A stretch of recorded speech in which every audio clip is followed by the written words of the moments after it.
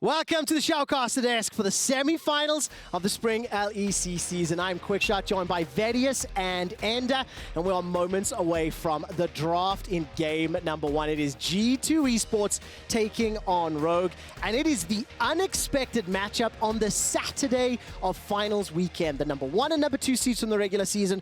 This was supposed to be the final. Yeah, it was. When we came into the beginning of the split, pretty much every analyst agreed that it was G2 and Rogue that sat at the top of the table at the end of the split. It was going to be those clear two and everyone trying to fight to see if they can upset them. And Mad was able to do it in playoffs. The impressive performance throughout the upper bracket in playoffs. They made their run to the final. And now we've got these two European titans going up against each other. And one of them gets knocked out today. Yeah, and I think so many people are going to be looking back to like past weeks, the draft, especially from G2, the questions of the karma in the bot lane, these supports, like what do we end up seeing? Especially because like there are other picks that are super rising in priority in other teams like the Mad Lions, like that Jinx, yet neither of these two AD carries has shown that they want to play that pick. It's completely true. I mean, one of the things I'm interested in is who gets Tristana? Right? Because she's supposed to be mid right now. 100% presence throughout the course of the European playoffs. Rekkles, historically famous. Always banned. Always banned by Red Side. Obviously, we'll be battling caps for that one. But I think very big question marks here, especially on the side of G2, based on what we saw last weekend and the series that Mad Lions were able to defeat them in, and vice versa. Rogue were able to bounce back from their respective defeats and step up last Sunday. I think that's the craziest thing. When we look back to last week, we got to see Rogue on the upswing, whereas G2 on the downswing. Because G2, of course, lost their series to Mad, whereas Rogue taking down Sjokz, you kind of got to see the differences in their approach to the game. And we did see some shifts in the draft. We also saw some slight differences in how they approach the game and their priorities. And I think that a lot more doubts just surround G2 and question marks. But the thing that everyone always remembers is G2 in this format has never gone through the upper bracket. They've always been forced to play through in this semi-final matchup. They've had to do it twice, and both times they have bounced back incredibly strong. So I think that the expectations today are we're in for a banger. You heard Bwipo, adamant. Like the last time Rogue and G2 played, the game was over in 8 minutes. He's predicting a 3-0. As you mentioned, G2, when they have that safety cushion, when they have that bungee cord or parachute, maybe they don't play as sharp as they need to. Ladies and gentlemen, and everybody else at home, as you can tell, the players are just finishing up their ready checks, and we are going to get into draft shortly. So I'm going to turn to Ender and ask for some direction and what you would anticipate as priorities coming into Game 1 draft. Well, coming into Game 1, I think that Red Side has a lot of different bans that they just have to pretty much get off the board, especially with Rogue over on Red Side. Mad Lions tended to ban the Seraphine, the Senna, opted into Tristana later against G2, and I would expect to see very similar things come out from Rogue here. Seraphine and Senna, even though Hans likes that Senna pick, I think you have to take away from Rekkles. Otherwise, that's just a super solid bot lane. Senna Cho, Senna Tom Kench, whatever they want, it's always going to look good. And of course, Senna's been banned 20 times out of the 27 games that G2 have played throughout the course of spring. I think Rekkles got 1 game in it, and then permaban from there on out, Vedius. Yeah, it has been a pretty strong pick for G2. Also been a strong pick for Rogue, as Ender was saying. Orianna is another big pick that I'm looking at, because at the end of the day, not everything can be banned. And we haven't even gone on to the junglers yet, right? Yeah. The trifecta of Hecarim, Udyr, and Volibear, to me, it seems like that these are the priorities that all junglers are willing to handshake on at this point, because there are so many other very strong champions that just need to be removed from the pool. Orianna's insanely strong. 9 wins, 1 loss throughout the course of European playoffs. And every single pro player that we've had feature on our desk has highlighted how pivotal that pick can be. As another quick update for you, teams did report a communication issue to league officials who are currently working to resolve that on stage. I'm actually thankful for the few minutes of extra time because this is the first finals weekend. This is the first semi-final cast that feels different to me. Last spring, everyone was online. Last summer, the players were online. We actually had the trophy sitting in a cab halfway between both finalists last summer, and then would rush over to deliver it for the win moment. And now I can see it. I see it over there. Exactly. We could see the players obviously setting up for a do-or-die match. Yeah, and I just find it so funny, like, seeing some of the differences in the players in the terms of approach when we see them on stage, because the first player on stage inspired on Rogue side. Players came and went over the last 20 minutes. He has not left his seat in 20 minutes, has been staring staring dead cold at his monitor. The second Jankos gets on stage, he's up waving his arms, trying to wave at me, say hello. So it's different camps, different energies for these two teams. Were you disappointed Odoamne didn't blow a kiss or, you know, There's still time, Trevor. There's still time. He took to the stage. So as mentioned, we're still working through those communication issues. And while we're talking about some top laners, Wunder, theoretically playing League of Legends again, at least if you believe social media. I also think a lot of expectations on his shoulders. I think off air last weekend, I was talking about how Wunder was not truly influential or really even visible throughout the course of the series. And obviously he wasn't the defining factor. But as a whole, the G2 duo are looking a little off their game. Let's just be blunt, right? In my opinion, the only good performers from G2 last week were Caps and Rekkles. And I think that those are the only two, for me, that were consistent throughout their series against Mad Lions. And I think that even then, that still wasn't enough. Caps has had more deaths in playoffs than he has throughout the entire regular season. G2 looked weak. And I think that when you speak to some pros, they were honestly, they weren't that strong during regular season. There were just ways that they were getting ahead. And now it's nice to see them finally getting exploited. The question is, how do they evolve as a team? And that's always the question, right? How do they evolve? Because it was Jankos that, on his stream, said that he believes Rogue is the best team in Europe right now. Now, the debate is he trolling? Is he not trolling? Always difficult to tell with Jankos. He also said he would stop streaming and then kept streaming for 4 hours. So can't exactly trust him. As you can see, our league officials are on stage with the coaches. Ender, I'm going to throw you in the deep end now. Okay. I do have some assets prepared comparing the impact of junglers from the second half of the regular season to the impact in playoffs. And as I'm giving you a moment to digest throughout the course of the stats, we just a moment ago were talking about the trifecta of junglers, the impact they can have.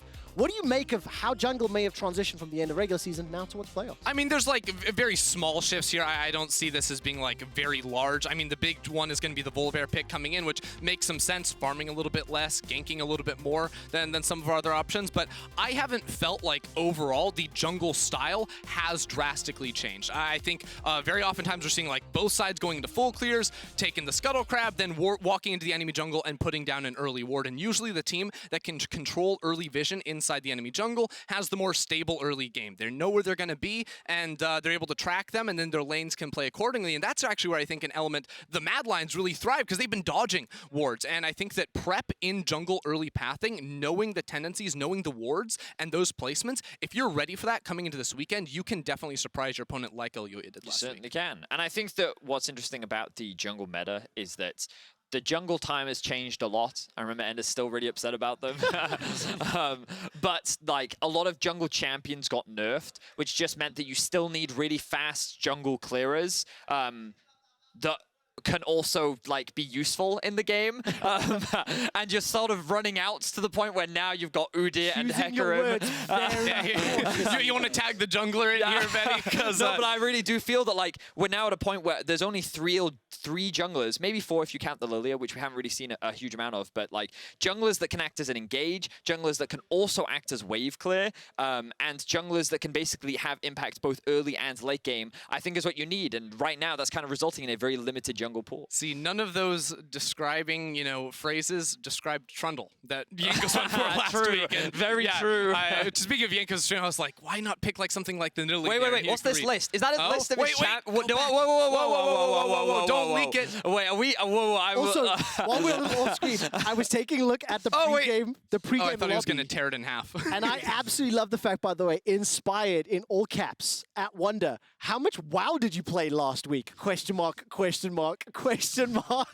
Having a little bit of fun with that one. If you are just joining us, the teams did report a communication issue to league officials. They've been working through that, and that means myself, Vedius, and Ender have had all the time necessary to start setting up these stakes. And just as a reminder, this was supposed to be the final. This is what the expectation was, and if you're a fan of Jankos and believe what he says, which you shouldn't, by the way, he has stated on the record that he thinks Rogue were the best team in EU. Ooh, and that's a spicy one, too. I mean, I love how, Bwipo's reminding us of the last time these two teams matched up, and G2 obviously, smashed Larssen in the mid lane. But the matchup that I remember a little bit more is last semifinals, this exact same matchup, G2 versus Rogue, that went all 5 games, and that was mid-diff. That was Larssen showing up. It was the only time Rogue has secured a Nexus kill against G2. It is time for draft as G2 take on Rogue.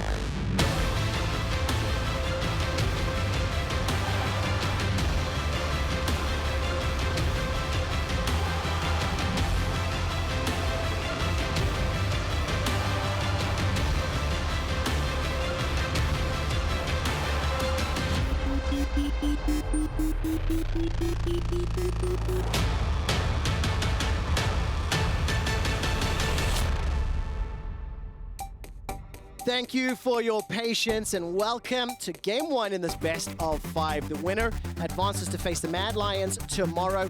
And one of the first questions we had, what happens with Jinx banned straight out the gates, followed by Tristana, Vedius? Well, so the fact that G2 are banning Jinx on blue side means one of two things. It either means, one, G2 don't want to first pick it, which means that it would end up getting picked up by Rogue on 1-2 on red side, or it means that they don't play it. We'll have to wait and see later on in the series, but with the removal of that and the removal of Lilia, it does also mean that Lucian and AD mids fall off in priority, but both of the big AD mid laners have already been taken. And now we're looking at Seraphine or Senna will be left open, and we saw that Jinx was one of the best answers to Senna in the bottom lane. Now Rogue have to decide, do they want to go for the trade potentially here, and what do G2 value highly? I feel like either the Volibear or the Udyr has to be the highest priority pick here. With the Orianna bans, Twisted Fate is the only other Seraphine one. Senna, man. But are they really... I mean, I suppose you're right. With the Senna open, I guess they're going to make that trade. The question is, where will this Seraphine go? Like, you assume down in the bot lane, but your hyper carries are gone in the mid lane. Yeah. So what does G2 actually replace that hyper carry with? That'll have to be the question for them. Now expecting to see Rogue go for the Senna, and they were big fans of the Senna Cho'Gath in the bot side. Forgetting about the Tahm Kench, which of course can be a little bit more problematic. Doesn't have that same like carry threat. Trymbi was actually playing that AP Cho'Gath on the bottom side of the map. But like you mentioned, Vedius, those big power junglers are up. And in every Rogue draft ever, in their entire history as a team, it feels like it's always about fast early killing junglers and early lane priorities. So the Syndra works well into a lot of lanes here, can definitely help out Inspired in the early game. Certainly can. I think that Syndra is a champion that's fallen off a little bit, largely because of how powerful Orianna is and these utility control mage mids. So seeing Larssen on this slightly more powerful mid laner with so many powerful mids taken away, it does make me wonder if that Twisted Fate is going to be looked at right now. TF, Olaf can be a very powerful mid-jungle duo, but instead they're going to stick with the Senna. So is this Seraphine support or is this Seraphine mid? Is this caps on Seraphine? I'm more inclined to believe that this is going to be a caps on Seraphine and then some sort of, you know, Tahm Kench or Cho'Gath angle for Mikyx, even the Scion we saw in the past. So we'll have to hold out on that one because G2 also last week even were holding these flex picks until very late into the draft. So definitely keeping their options open for the time being. And now what Rogue need to be looking at is if it is, you know, Senna plus Seraphine bot lane, even if it is just one of the two going down there, well, you're going to need some harsh CC to be able to shut that down because if it's an enchanter support, if it's a more passive bot lane playstyle, well then, if you can't force them out of lane, they're just going to scale up and that Senna's going to be a monster. So if I see a Gnar ban from G2, that to me suggests that they're looking at the Scion blind. So then the Scion is your engage, you then also have engage from the Seraphine, and the Seraphine is either going bot with the Senna so that you play funnel into the Seraphine, or you put it mid, and then you add another engage in the support position, so like an Alistar or a potential Rell. Well, let's find out what's going to happen because Rell was one of the questions we had where the priority went up or down. Whether Caps or Mikyx play Seraphine, it will be their first professional game on the champion ever. And definitely phase 2 bans slowing down the pace. Could you very quickly look up if Mikyx ever played the Senna? To my recollection, he may have 1 or 2 games, but I actually can't off the top of my head remember if he, because that's also a possibility, right? Senna support is as an option. Statistically speaking, Mikyx has played a game and lost. 100% defeat, only 1 game played in his history. Okay. Whether or not that will happen, but it does again open up some room for questions, right? There was a lot of discussion around G2's drafting last week, and they have 1 more ban before we head into phase 2 picks. Yeah, well, now because Rogue have decided to ban the Victor away as one of those like wave clear answers, they're kind of saying maybe they expect to see it going bot side. Like now by not banning away the Cho'Gath, you still have that option for Mikyx to run on if we're seeing Seraphine in the mid side, and then probably more aggressive AD top laner. If you're running a lot of shielding, a lot of backline, and something like an AP Cho'Gath, maybe that's what you want to look for, that's Scion. Yeah, I think Scion is going to come through from the side of G2 unless Rogue choose to pick that one up right now. It wouldn't be the worst thing for them to go. They'd have a very standard front-to-back composition. You know, you'd have the Ashe Syndra acting as a DPS backline with the Udyr and the Scion acting as a front line.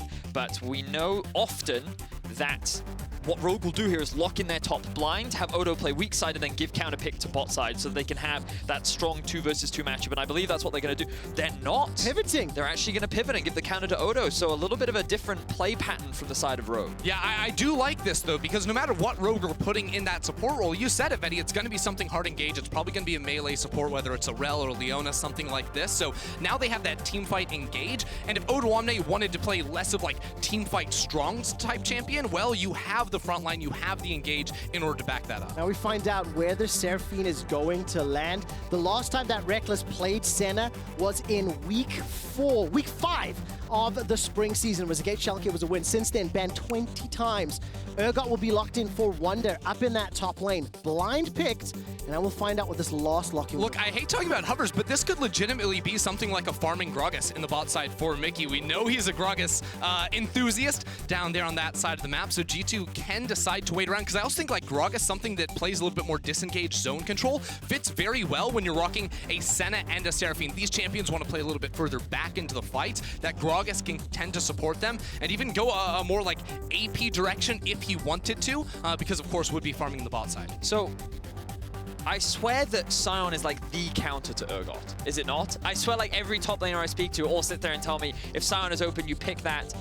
Okay. I mean, I think a Sion could like soak up the lane phase, but I do think Urgot's may have a nice time in that one. Odoamne is going to go back to the Karma and sort of say, well, if you guys are rocking an extra enchanter, we're also going to have an enchanter. That can, of course, can buff up the engage threats of both a Rell and that Udyr and provide a whole lot of backline safety net now for the Ashe and the Syndra. So you have like Rogue have a lot of good like long-range engage tools to pick off individual members. You have a G2 that's mostly about like buffing up frontline in a sense here with the Seraphine and the Senna to back that up, and then playing with your insane range of those two carries to follow up on the damage as well. I feel like I have to give the scaling advantage to G2. I think that when you have Seraphine Senna, the late game is just too ridiculous, and Olaf just becomes more of a champion when he has that amount of utility and healing behind him. You should have more than enough damage with the Urgot in the top lane. I do think that Rogue just has a little bit more early game power. Syndra in the mid lane with an Ashe Rell down bot. You have very easy lanes to play around with Inspired, so I think it's a little bit more early game action from the side of Rogue, and I think G2 is looking to chill out and scale. 100%. It's a lot of pushing lanes too, you know, with Karma in the top side, her Commander Q, of course.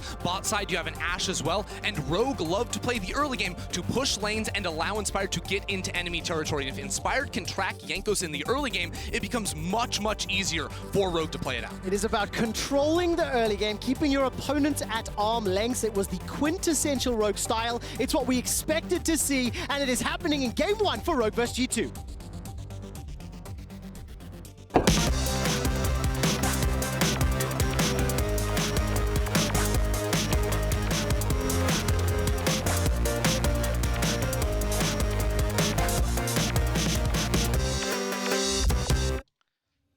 Oh man, I'm gonna have to petition to keep the 8-bit music for absolutely ever. That was fantastic.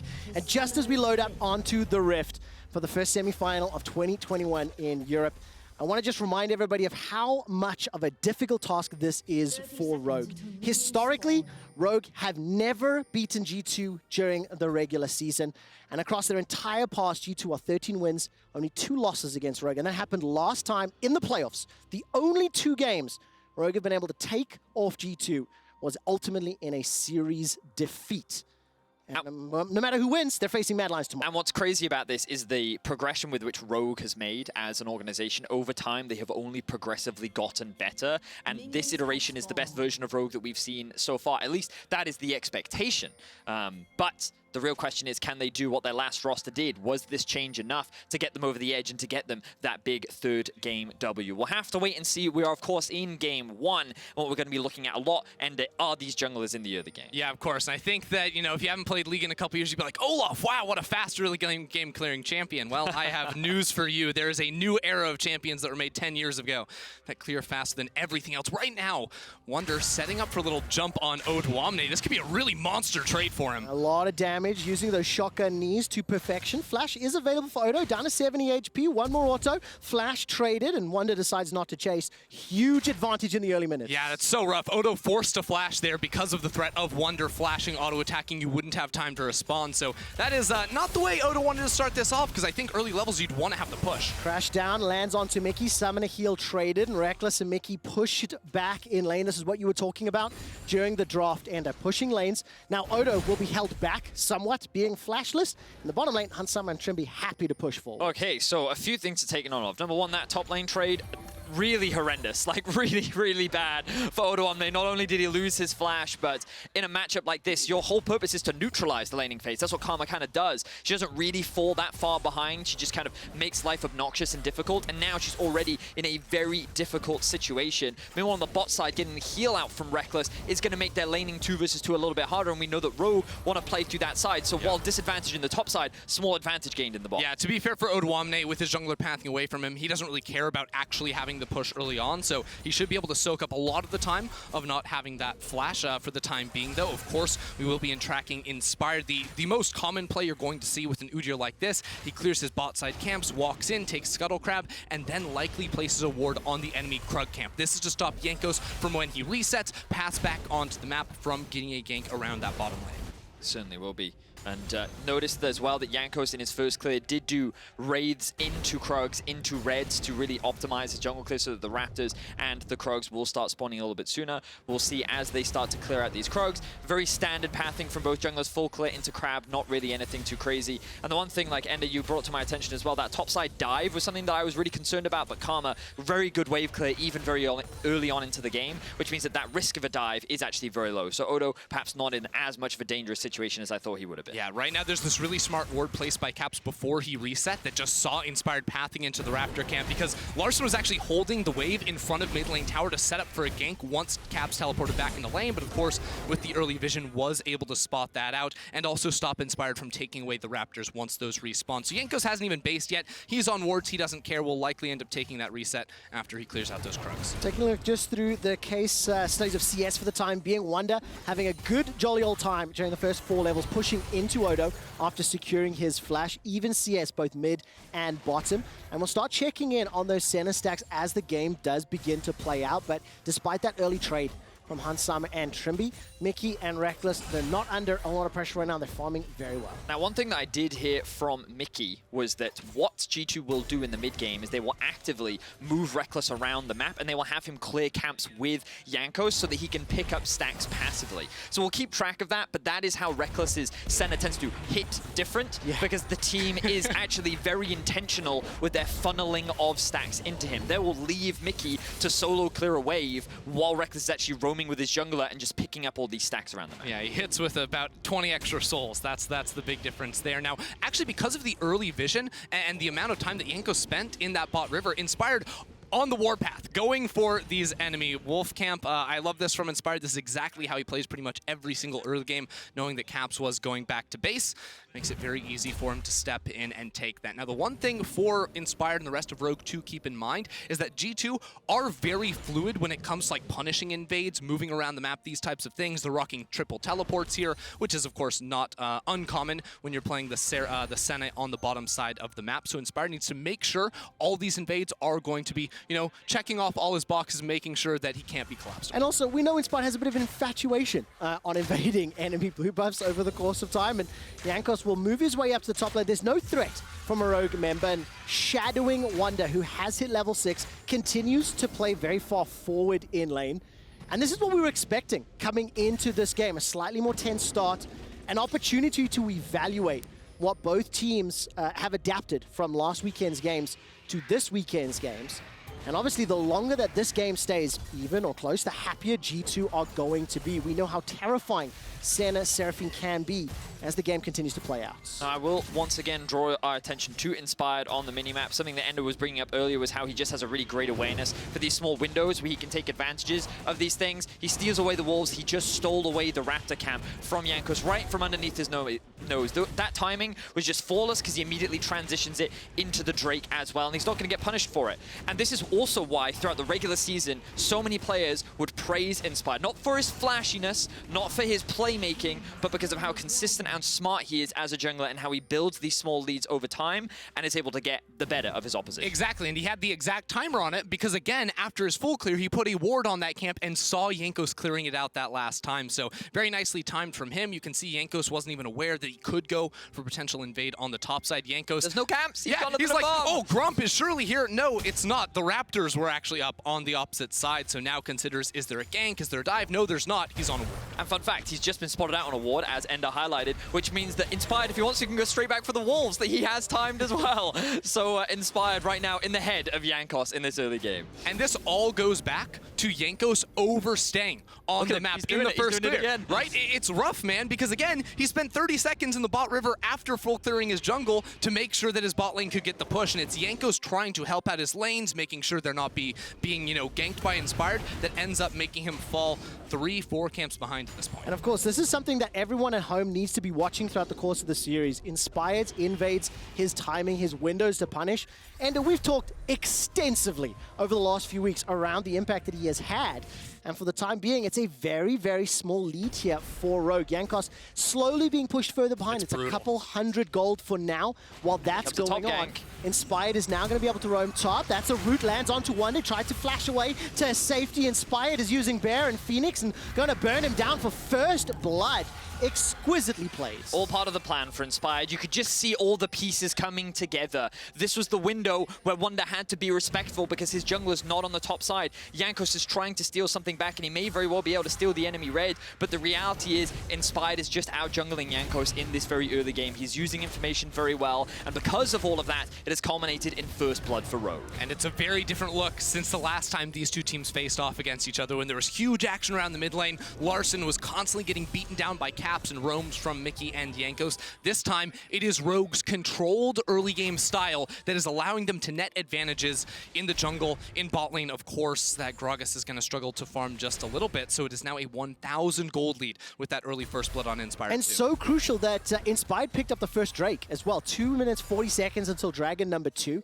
We talked a little bit about maybe the scaling fears that Rogue may have looking at G2, but they've got the first kill. They've got themselves the first major objective in that Dragon, moving towards a potential Herald play if either wants to make a move for that, and of course setting up for those Dragons. So all advantages point to 1,000 gold lead for Rogue. Jankos will be backed up here by Caps, challenging over the chickens, and Trymbi, by the way, roaming from the river up to this mid lane, has access to his ultimate, but Larssen's low on mana, will need a little bit of time to let that blue buff do its work. Does Trymbi fancy a shot? I don't think that this will work out just yet. This is the good look, though. Now that we're, sort of past the early stages of laning, getting Trymbi out of the lane, because when you think about Senna plus farming bot laner in the bot side, well, those two players have to hold hands because Senna wants to be there for souls and Mikyx wants to be there for the farm. So Mikyx can't just piece out of bot lane and go looking for the same types of roams that Trymbi can. So now this is where Rogue can pump the gas, allow Inspired to start up the Herald because they're constantly moving out of bot lane. Oh, Enchanted Crystal Arrow, just sidestep backwards. Cap's able to see that one coming. And I just very quickly wanted to kind of bring up the minimap and highlight this as well, because the second that Rogue saw two players in the bot lane, Inspired said, you know what, we have numbers advantage. Our Rell is sitting here in mid. We know that he can rotate between both the mid lane and the Herald, which means that it's very easy for us to maintain control over this objective. So we're good to go. Wunder's forced to back off, and Rogue find themselves with all the early objectives. So, honestly, just really clean, very well executed play from Rogue in this early game. It is a masterclass in how to use these small little advantages in your favor. Rogue have got all of the neutral objectives. It's a minute until the Infernal Drake. Inspired on this Udyr is already starting to become very, very scary. He'll be able to spend a little bit of this cash before a potential Dragon fights, and for the time being, again, this is just G2 trying to not fall further behind and trying to buy as much time as possible for both the Seraphine, the Senna to work up. Caps definitely got his blue suede shoes on today, dancing around every single skill shot that comes his way. Admittedly, Rogue haven't fully invested an attempt, but there's been a little bit of presence over the last few minutes. Yeah, I mean, Trymbi's been hanging out around that mid lane, so Caps definitely needs to be on his game to make sure he's not falling prey to any sort of plays like this. Now, as far as what G2's options are, it doesn't seem like they want to go for a lane swap or anything like this. They know Drake's the next objective that's realistically going to be spawning, and they also haven't been sending Jankos to play around bot side whenever the event comes that Trymbi does end up leaving the lane. So it has been fairly passive from them. Jankos knows that he is behind in this match, but now with Rogue splitting the map around Drake again, Jankos will get what he can, but G2 are not fighting back against any of Rogue's early game moves. No, they're not. I can't help but be impressed with Inspired. Like, his timing is literally flawless. Like, he just, every single moment, he's like, I can take this, I can take this, I can take this. And it requires such good awareness, but also such great communication, because you need to be working with the pressure of your laners, right? You need to be telling your support, hey, I need you to move here. Can we push in this wave? Can we do this? Can we do that? And Odoamne at the same time, okay, we're playing bot side, so you've got to play weak side top. Like, so many steps go into this, but ultimately it might not matter, because as Ender is saying, G2 is just waiting to scale. They're like, we are nowhere near our power spike. You can see that Caps is going for the supportive build. Not really that surprised, going for the Moonstone. Senna currently sitting at around 40 stacks the last time I checked. And Rogue is trying to build up a big enough lead that even when they come to fight later on to the game, it won't matter. They will be strong enough in terms of itemization and levels that even if G2 have the better scaling comp, they will be able to beat them anyway. 1,600 gold is the lead. 2 dragons is the lead. The Rift Herald been dropped and booped that mid lane in favor of Larssen. And despite the fact that Larssen and Caps, frankly, have just been farming up a storm, despite a little bit of presence, it has been the Inspired show that has generated the lead. And Rogue, they are setting themselves up for a fantastic mid-game. Chemtank completed for Inspired as well. So he can now, if he wants to, look to unlock even more lanes, try to pick up some kills. And Rogue, they don't often look to, you know, blow open the game by like going for these types of fights. They'll often be like, okay, I'm walking your jungle, and if you decide to fight me, that's when we do go for it. Inspired though, gets a flash, goes on him. I love it. The flash bear slap after the chem tank.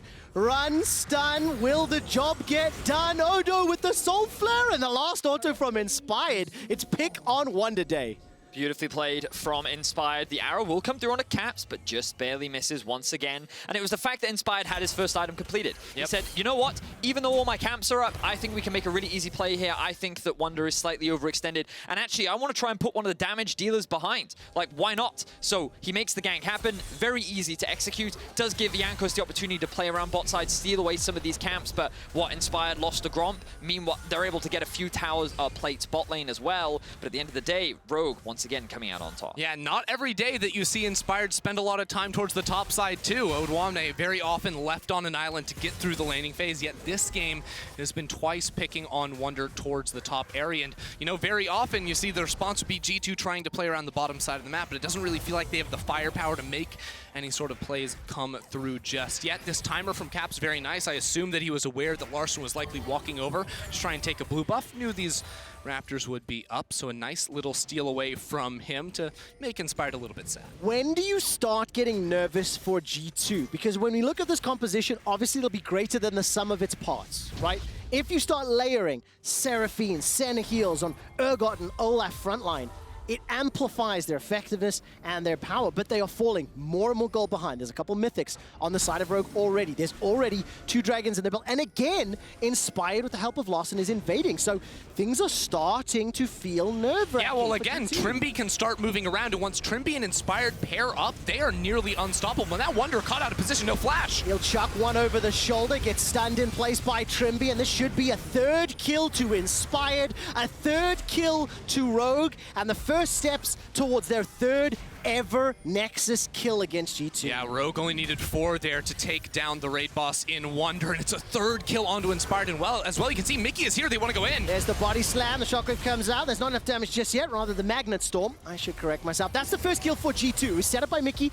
Neverfrost didn't find its target, but a 4-man stack will now push onto the tower. And while I was just saying Trymbi and Inspired working well has been a staple of Rogue and so critical in this game, an area where G2 have been weaker compared to previous years has been jungle support. Here we go. We got to fight. He's got the ultimate available for the disengage. The ult comes down from Cap to the encore chuck down. Inspired, Summoner heal saves the day from Hansama. And despite a weak engage from Rogue, the tower falls in favor of G2. I will say that we're seeing some of the power of this G2 comp now, though. After Caps completes the Moonstone, his ultimate can be used as both an effective disengage and engage. And remember that Mikyx still had his ultimate primed and ready to go, but let's have a look back at where all this action started off. Yeah, right. Wunder's walking over a ward here in the brush, and then Odoamne is going to pop over the wall. Wunder not expecting that whatsoever. You also have to keep in mind, he lost his flash in that earlier gank towards the top side of the map, so it's a very easy kill for Rogue to collect on, but then it is Mikyx getting out of bot lane. It's an AP Gragas, by the way, with Everfrost, so this guy hurts. Yeah, level 9, 2 levels up on Trymbi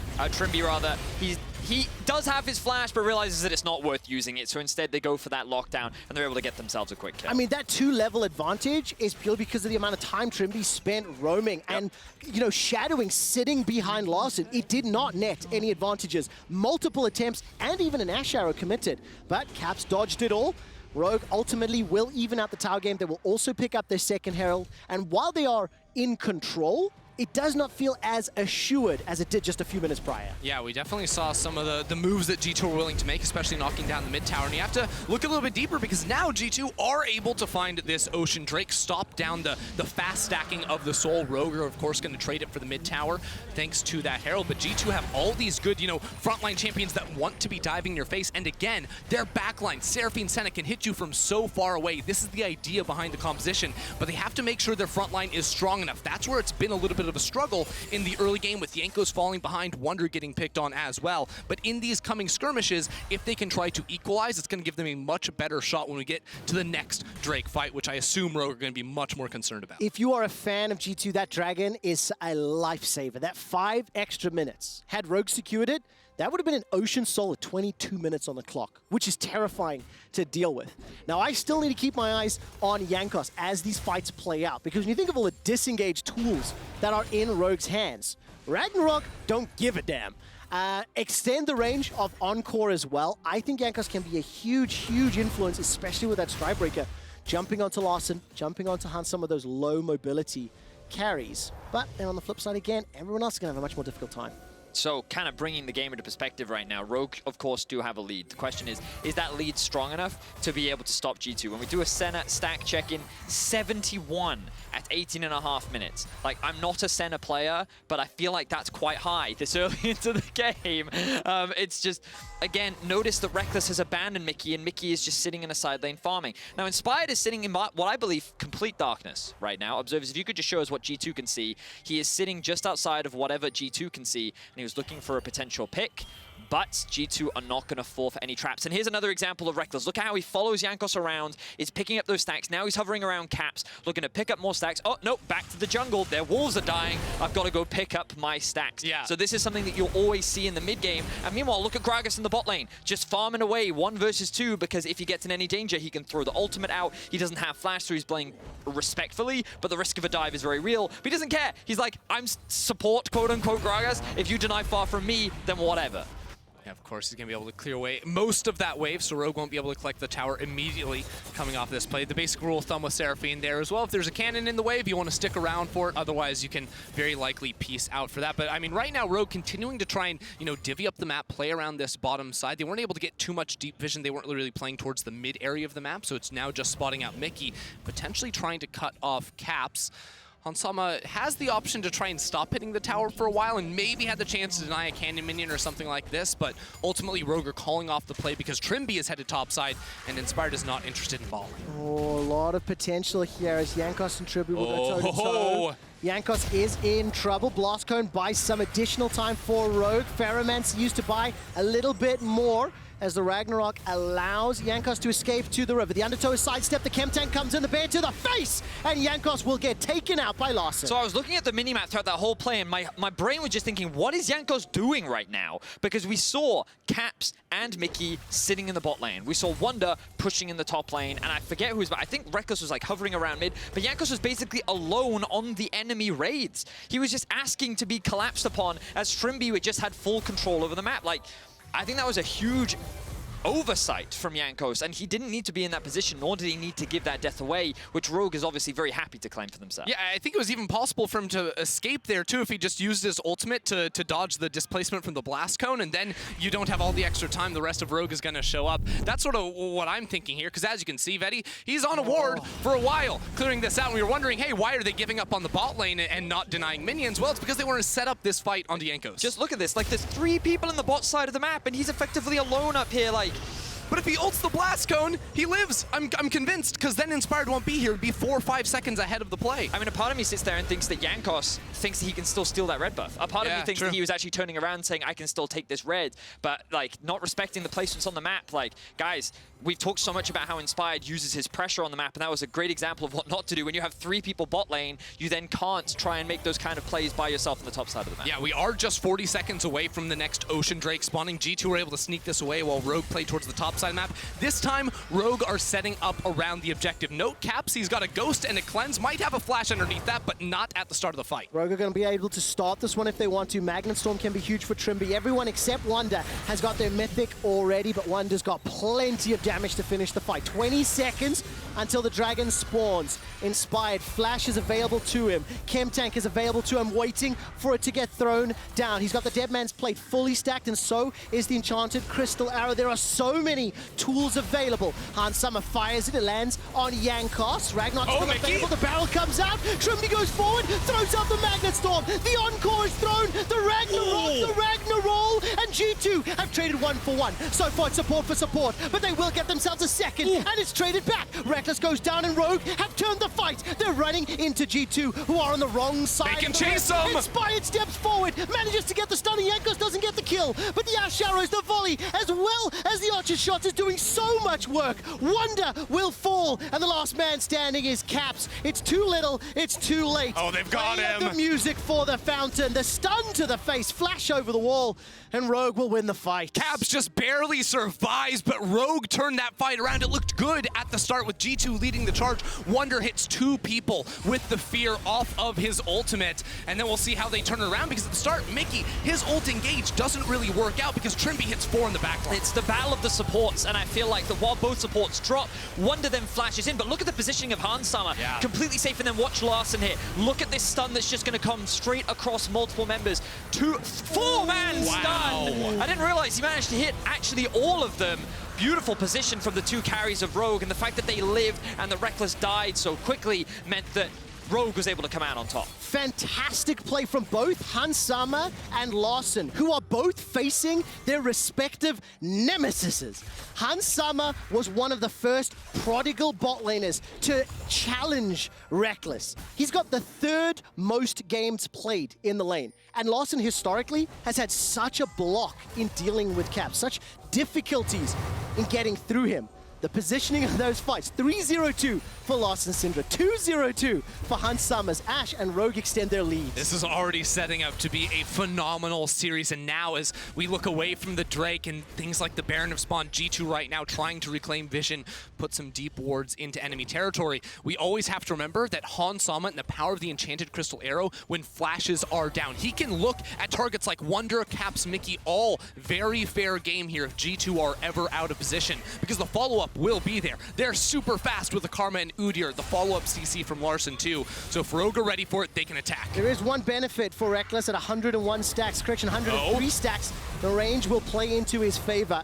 Mikyx as well as Caps will set themselves up to secure yet another kill, 4-8. It's 1,500 gold, the difference. And look, when G2 are grouped as 5, Rogue have to respect it. So what makes me laugh right now is that G2 have 2 TPs up, but they're too afraid to actually split the map right now because Rogue have so many strong engage tools that they can't run the risk. Right now, they're looking to threaten the Baron, and they're actually going to start this one off. They're going to force Rogue to come to them and take the fight. Trymbi's not respawning for a while. This is dropping fast. Has Jankos bound his smite? Let's find out in the fight. Hans Summer, Enchanted Crystal Arrow is available. He hasn't pulled the trigger just yet.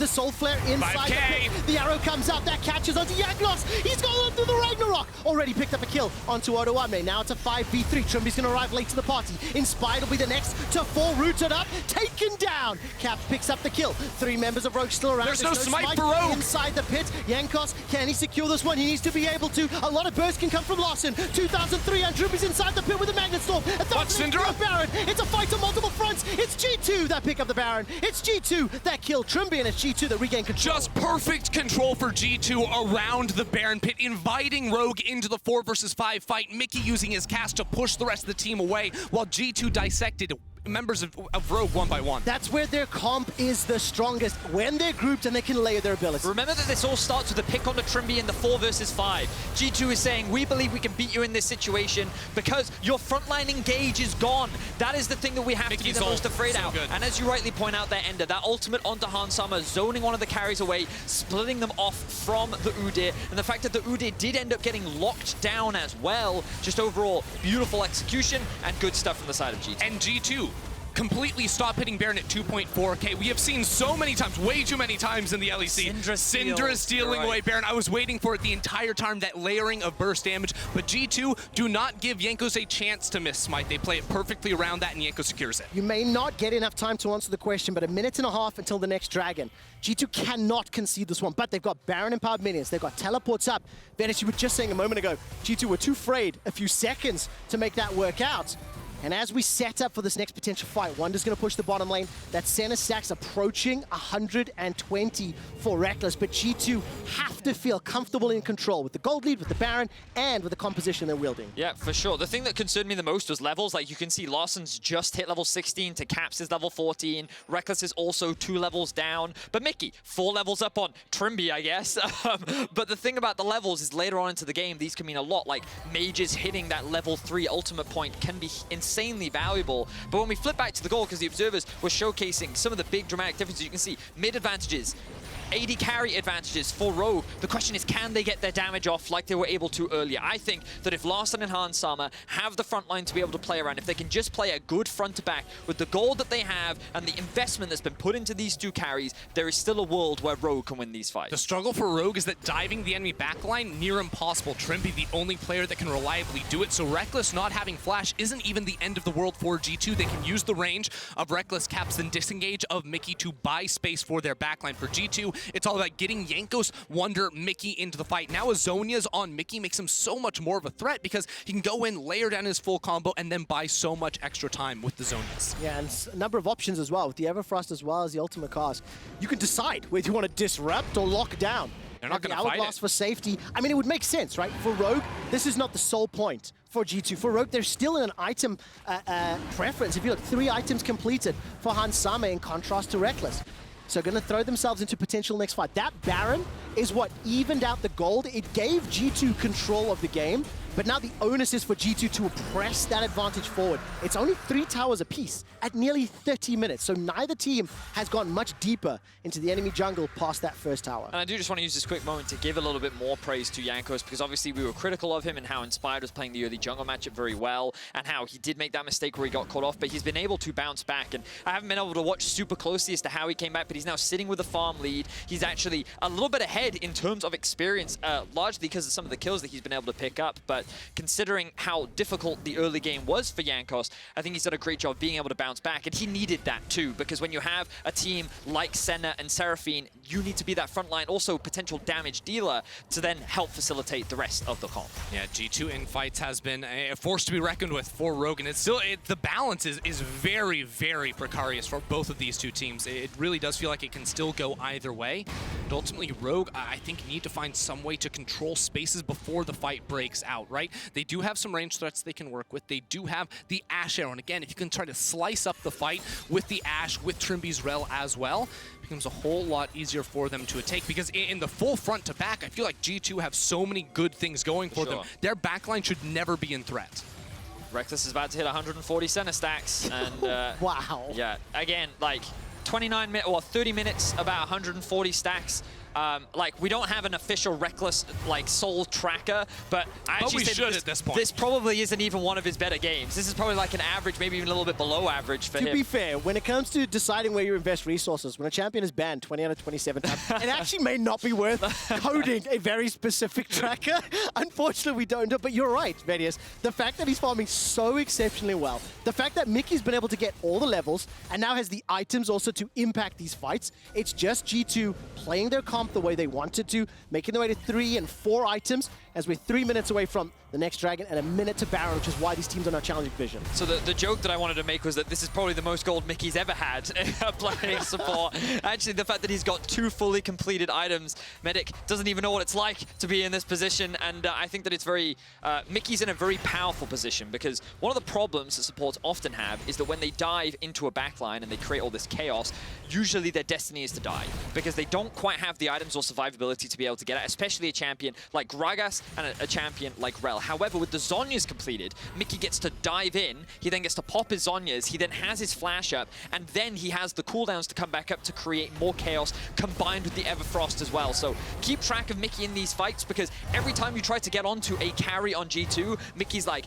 I can peel for my carries and I have the money to do it. And at the same time, you also need to track Jankos and where he can be unlocked jumping onto the backline. We're 12 seconds from Baron. G2 have shoved the mid lane out, and it feels to me like they may call Rogue's bluff. It was the Baron call earlier where G2 found a pick on that mid tower, forced Rogue's hand, secured the Baron, and took control of the game. They stood just inside the darkness, but now they're going to clear out this Vision ender. Yeah, and because Odo went down bot side before the Baron spawned, he was able to push that wave and now call Wunder into the bot lane. Now, Wunder has TP, he can get into the fight whenever he is needed, but it hasn't seemed like ever at any point in this game like side lane pressure is realistic. It's just farm wave, get back to the team. If you have 5 people there at the start, you stand a better chance of winning. You can already see Caps off of the base, teleporting back onto the map, level 16 on the Seraphine now. Stepping into the darkness, that G2 ward is providing so much value. Multiple inside the river. Thank you, observers, for highlighting it. Summoner spells all available down the line of G2, as is Rogue. Ragnarok plus Encore, that's what I'm looking for. Ashe arrow from Hans, that could be pivotal. Both teams setting up for the engage. So you can see, want to quickly draw attention to the sideways, pushing in favor of G2, pushing in favor of G2. So now the pressure is on Rogue. They need to make the decision with the double TP. Do they want to split up? Because if they do, they're then going to lose control over the Baron.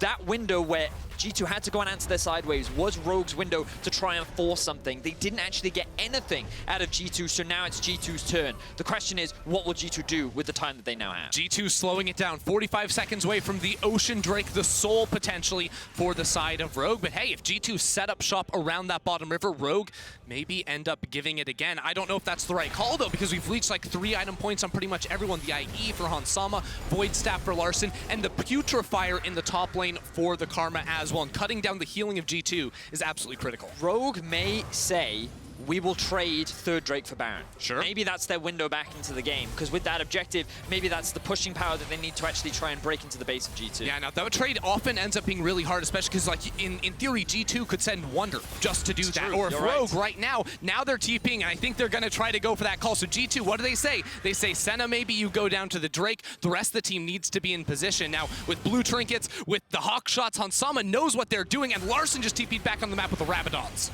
Can Rogue finish the Baron before G2 are involved? No, definitely not. G2 are close enough. Caps and Jankos are there. Rekkles can still support with the ultimate from long range. Mikyx has still got the ultimate available to him. That's the third Drake picked up. Now Rogue are on the back foot. Hansama gets caught by the barrel. That's a fantastic Magnet Storm, and the ult is securing the kill for Rekkles. But at what cost? Mikyx manages to escape with his life. Holy, Rogue shut it down there. I mean, Mikyx going every which way right there, but you saw the Zhonya's, the amount of time it bought. Rogue just sort of stared at him like, what do we do, guys? And G2 call Rogue's bluff. They know they don't full commit to the Baron, and they get their third Ocean of the game. Beautiful stuff from G2. They're relying on the scaling. They've been incredibly patient, and now they're starting off the objective. Mikyx pushes in mid, but as the observers are highlighting, Rogue have not abandoned the fight just yet. TP back in from Odoamne. What can he do to help out the team? Mantro not available just yet. Wunder dashes forward, not going to Mikyx on the flank. Mikyx's looking for the flank. He's got the body slam. He's got the Q as well. It's going to be able to split them up. That's a route down. Larssen is on a rampage. He picks up the kill onto Mikyx as G2 split their focus. They run down Larssen for the first time. They get the shutdown, which is gigantic. Wunder holds 3 Rogue members in place, and the deal is done as G2 close it out. G2 shut down Rogue in the initial fight. They take the objectives, they take the win over the team fight. Now they're barreling down top lane with only Trymbi left to defend. There's no one left on Rogue to stand in the way of G2 as they look to break into the base of Rogue. Those death timers are long. G2 played the patient game. They conceded a little bit early, but they knew that they would win out late from start to finish. G2 are looking to take game 1 in the series. series. Very, very interesting game to open the series. Clear advantage for Rogue during the laning phase. Clear advantage for G2 in the mid and the late game. And G2 strike first, taking down Rogue to go 1-0. And as is G2 customary fashion, Drag him out of the fountain. Beyond death to kill Trymbi for the ace, kill the Nexus in the base, and G2 1-0 Rogue. Vedius, you said so many times in our preparation for today that this will be a slower game, that this will be a game where the teams will feel each other out, and ultimately, many questions would need to be answered. What is the drive priority? How does G2 arrive on the stage? Can Rogue control them? And I think we've got our first taste of some of those answers. So, what's interesting about this debate around drafts, right, is that whenever you have a draft that scales better, the second they get a window to like propel themselves, that's where the game really breaks open for them and where they get so much control. That pick onto Trymbi, which then converted into the Baron fight, I think was the deciding moment. And unfortunately, Rogue were playing such a clean game up until that one tiny mistake, and then all of a sudden it flipped. Very quickly, G2 played into Rogue's controlled early game, and Rogue still lost, and that is the worst news ever for a Rogue fan. It absolutely is. Rogue will have side selection going to game 2. We'll soon hear from Sjokz, Bwipo, and Caedrel what they have to say about that game. With a highlight on the Baron call that turned the tides for G2. The one he was just talking about.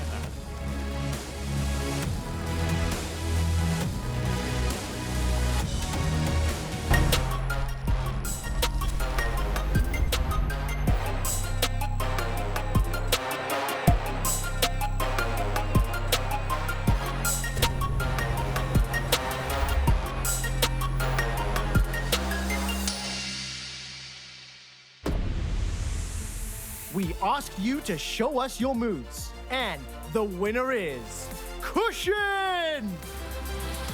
He's playing Misfortune on the red side, starting things off with a fantastic ultimate, picking up 2 quick kills. Dashing backwards into the tri-bush, looking for Rakan. Gale Force forwards, finds the kill. Looking for the 4th, the double tap for the double-double. Darius at the target, knocked up with the blast cone and the pentakill!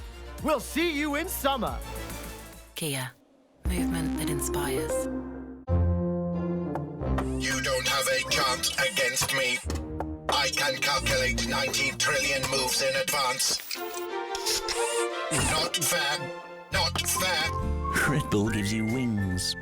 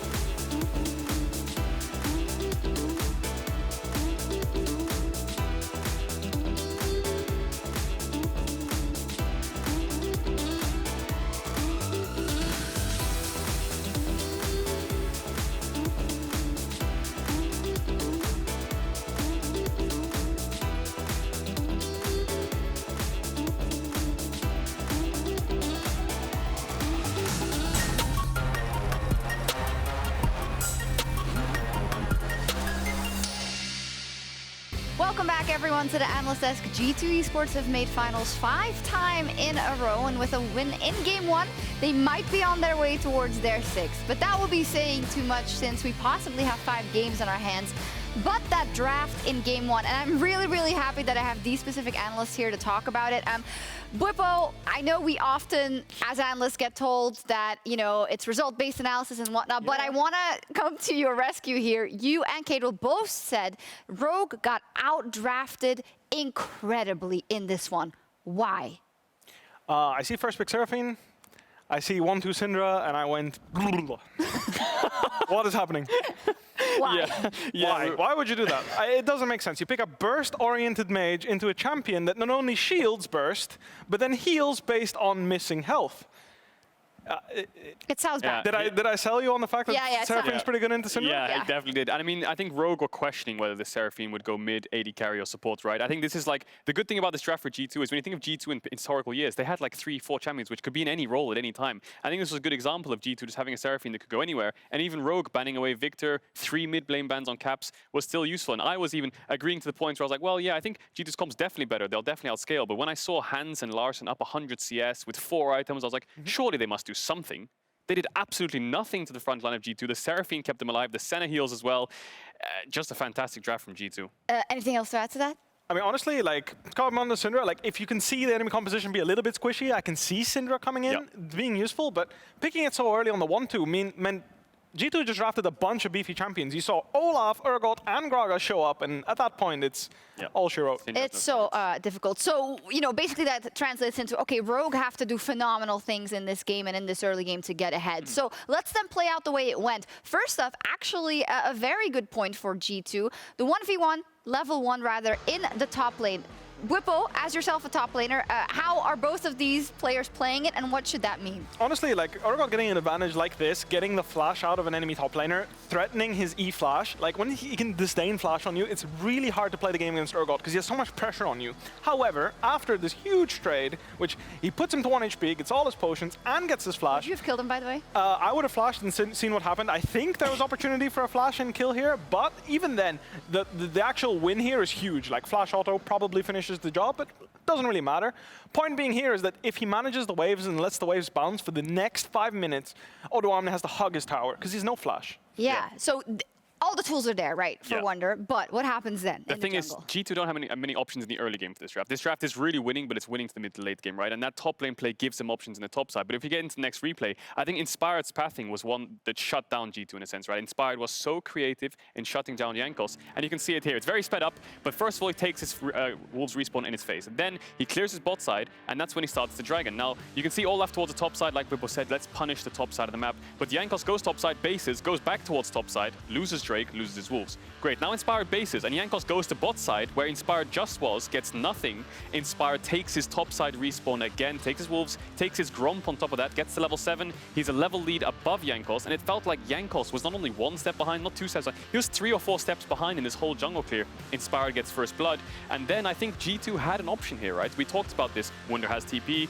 they need to base on top side, and Jankos is there, Caps is coming out of base. Maybe they can start something like the Herald. I think 100%. Like, right here, Inspired getting chunked all the way out, I think is a great opportunity for Jankos to just start the Herald. He ends up going for the red buff, I believe, but at that point, I think if you just grab the Herald, secure, make sure nothing else goes too wrong, and keep scaling, I think life will be good. Yeah, and I think it doesn't really end there. Inspired's pathing was fantastic. He took away his Raptors, he took away the second Drake as well. Jankos going for the greedy red buff respawn that he took previously, getting punished, dying for it, and from there, it looked like Rogue had everything they needed, right? They had a winning early game, they got 2 Heralds, 2 Drakes, but I think the second Herald is where they dropped the ball. And I think we've got a replay of that second Herald. Yeah, we have. We're going to take a look. I'm just jumping a bit here for production. It's a bit difficult, but I do want to get that replay up on the screen. And why is this so impactful? The fact that Rogue elect to go for this Herald instead of the third Drake, Bwipo. Honestly, like, looking at the compositions, they do need to get the Ocean Soul. Like, they need a soul, and if they can't manage to get it, I feel like they get outscaled way too much. Yeah, they put their bot lane top, and they started contesting the top side of the map. And in a sense, they have 2 dragons. But G2, because they see the Herald die, and they have full bot side vision, because it's almost like a split map right now, now G2 in turn get the Ocean Dragon, which is the third dragon. And if Rogue were to have got this dragon, they would have had Ocean Soul by around 22-23 minutes, which is what they need. They get outscaled. This is the key point here. They get outscaled. Having something like this in their back pocket could give them some chance in the game, which helps early game snowball. But this was the first time where Rogue dropped the ball and they traded objectives poorly. And the LS often says losing to the calculator or whatnot, but this is a good example of you have to think not just about that objective in the moment, but what it could be. And Bwipo, we're not going to show this replay, but in the fourth Drake, Rogue actually managed to win that fight, and that would have been so huge for them. Exactly. If they actually managed to get Soul off that fourth Drake fight, which they aced G2 in, 4 for 2, 4 for 3, I believe, it actually would have looked like a possibly winnable game with Ocean Soul. And that was like a fringe chance anyway with these drafts, so that's crazy. Yeah, especially when G2 scales almost infinitely to the point where Rogue are on a timer, and I think they were playing well around that timer. They got early leads, they got early mutual objectives, but you drop the ball once against this G2 comp, they get a couple kills or an objective to buy more time. That's the key thing. 5 minutes on the clock for G2 is huge in this competition. So that was the key to Rogue actually falling behind and the game looking even, and if the game's even, G2's always favored. So let's then look at how that translates into a front-to-back team fight. The G2 Baron, which in the end was the nail in the coffin for Rogue. Yeah, the biggest thing here is Trymbi getting caught, right? G2 get the pick, and I think this is something Trymbi did at the start of Spring Split, which is surprising to me, getting caught out, and then G2 on a 5v4. Honestly, the biggest issue with G2's comp against Rogue's comp is they have so much healing. They have healing and shielding.